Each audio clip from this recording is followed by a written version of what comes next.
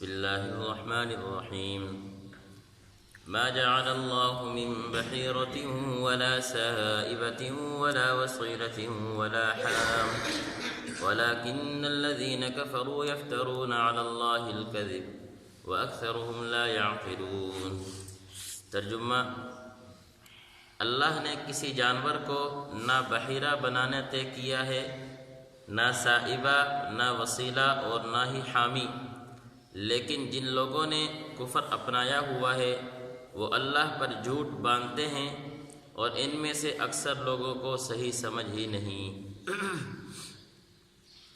پچھلی آیت میں اللہ رب العزت نے غیر ضروری سوالات سے منع کیا تھا کہ بسا اوقات غیر ضروری سوالات کرنا وہ پھر انسان کے لیے مشکلات کا ذریعہ بن جاتے ہیں۔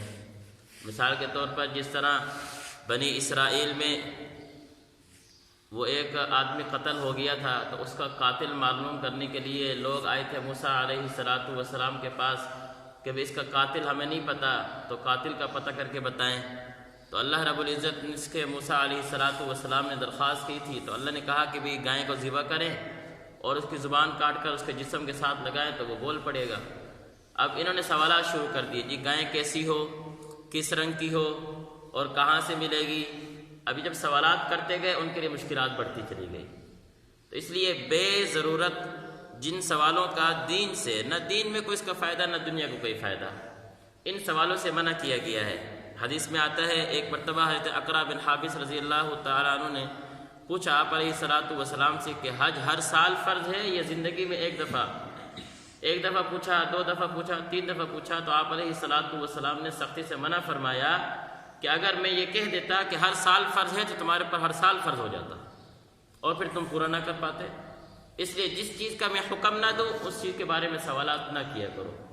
تو بے جا ضرورت جس کا دین سے کوئی تعلق نہیں ہے ان کے بارے میں سوالات نہیں کرنے چاہیے۔ ہمارے یہاں بھی یہ سوالات اٹھتے رہتے ہیں فضول کے، نہ ان کا کوئی دین سے تعلق ہے۔ موسیٰ علیہ السلام کی والدہ کا کیا نام تھا؟ قبر میں تو یہ سوال نہیں ہوگا، اس لیے ان سوالوں سے گریز کرنا چاہیے، ان سے منع کیا گیا۔ اس آیت میں اللہ رب العزت نے زمانہ جاہلیت کے 4 اس طرح کے جانور ذکر کیے گئے ہیں جن کو غیر اللہ کے نام پر چھوڑ کر ان کو استعمال میں نہیں لے کر آتے تھے۔ وہ 4 جانور کون سے ہیں؟ پہلا جانور بحیرہ، ما جعل اللہ من بحیرہ، اللہ نے کسی جانور کو بحیرہ نہیں بنایا۔ بحیرہ اس جانور کو کہتے ہیں جس جانور کا دودھ کسی غیر اللہ کے نام پر وقف کر دیا جائے۔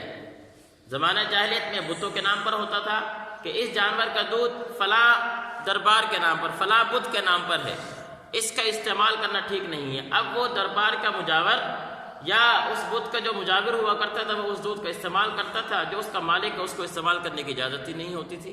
اس کو کہتے ہیں بحیرہ۔ کسی جانور کے دودھ کو، اونٹنی کے دودھ کو، گائے کے دودھ کو بحیرہ تو کہیں گے اونٹنی کے دودھ کو، لیکن اس سے کیا مسائل پھر نکلتے ہیں۔ اونٹنی کے دودھ کو یہ بت کے نام پر وقف کر دیا کرتے تھے، اب اس کے بعد اس اونٹنی کا دودھ کے اور استعمال نہیں کر سکتا تھا۔ ولا سائبہ، سائبہ کہتے ہیں خود جانور کو بت کے نام کے لیے وقف کر دیا جائے۔ اور وسیلہ، وسیلہ کہتے ہیں اس اونٹنی مادی کو، اونٹنی کو جو مسلسل مادی پیدا کرتی آئے، نر نہ پیدا کرے، مسلسل مادہ پیدا کرے، نر نہ اس سے پیدا ہوا ہو، اس کو کہتے ہیں وسیلہ۔ اس کو بھی وقف کر دیتے تھے بت کے نام پر۔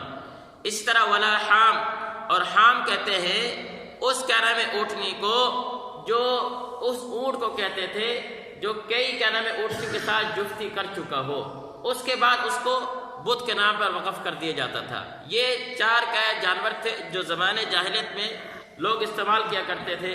اب بھی آپ چلے جائیں رسید کی طرف، وہاں بھی کیا ہے یہ وہ وڈ وڈیرے جو موجود ہیں یہ ان کے نام پر چیزیں وقف کر دیتے ہیں، چھوڑ دیتے ہیں، یہ فلاں کے نام پر ہے، اس کا استعمال جائز نہیں سمجھتے۔ اللہ نے فرمایا ما جعل اللہ من بحیرہ، اللہ نے کسی جانور کو نہ بحیرہ بنایا، ولا سائبہ اور نہ ہی سائبہ، ولا وسیلہ اور نہ ہی وسیلہ، ولا حام اور نہ ہی حام جانور بنایا ہے، لیکن وَلَكِنَّ الَّذِينَ كَفَرُوا يَفْتَرُونَ عَلَى اللَّهِ الْكَذِبَ، یہ تو ان لوگوں نے جنہوں نے کفر اپنایا ہوا ہے، اللہ پر جھوٹ باندھ لیا ہے کہ اللہ کی طرف بہتان کر کے کہتے ہیں کہ یہ اللہ کی طرف سے اس طرح نازل شدہ ہے۔ اللہ نے فرمایا میری طرف سے کوئی اس طرح کی بات نہیں ہے، یہ مجھ پر بہتان باندھتے ہیں، اس طرح کی بات کرنا غلط ہے۔ وَلَٰكِنَّ الَّذِينَ كَفَرُوا يَفْتَرُونَ عَلَى اللَّهِ الْكَذِبَ، جن لوگوں نے کفر اپنایا ہوا ہے وہ اللہ پر جھوٹ باندھتے ہیں۔ وَأَكْثَرُهُمْ لَا يَعْقِلُونَ، اور ان میں سے اکثر لوگ وہ ہیں جو صحیح بات کو سمجھتے ہی نہیں ہیں۔ اس لیے ان باتوں کو سمجھنا چاہیے، بے جا ضرورت بھی سوال نہیں کرنا چاہیے، اور اسی طرح ان چیزوں کے پیچھے بھی نہیں پڑنا چاہیے۔ اور عموماً دیکھنے میں آیا ہے جو طبقہ ان چیزوں کے پیچھے پڑتا ہے دین کے ضروری علم سے وہ لا علم ہوتا ہے، نہ واقف ہوتا، اس کو پتہ ہی نہیں ہوتا بیچارے کو۔ وضو کے فرائض پوچھنے نہیں پتہ ہوں گے، غسل کے فرائض پوچھنے نہیں پتہ ہوں گے، نماز کا طریقہ پوچھنے نہیں پتہ ہوں گے، جو ہماری زندگی کے اہم چیز ہیں، جو روزمرہ کے استعمال کی چیزیں ہیں، جن کے بغیر ہمارا گزارا ہی نہیں ہے، ان چیزوں کا ہمیں علم نہیں ہوتا۔ کیوں؟ وجہ یہ کہ ہم فضول چیزوں میں پڑے ہوئے ہوتے ہیں۔ اس لیے جو دین کے ساتھ تعلق رکھنے والی چیزیں ہیں، جن سے ہمارا آخرت کا تعلق بھی ہے اور دنیا کے اندر بھی ہمیں اس سے فائدہ ہے، ان چیزوں کے میں تو انسان پڑھے اور پوچھ گچھ کرے۔ جو فضول چیزیں ہیں ان سے بچنے کی کوشش کرے۔ اللہ عمل کی توفیق نصیب فرمائے۔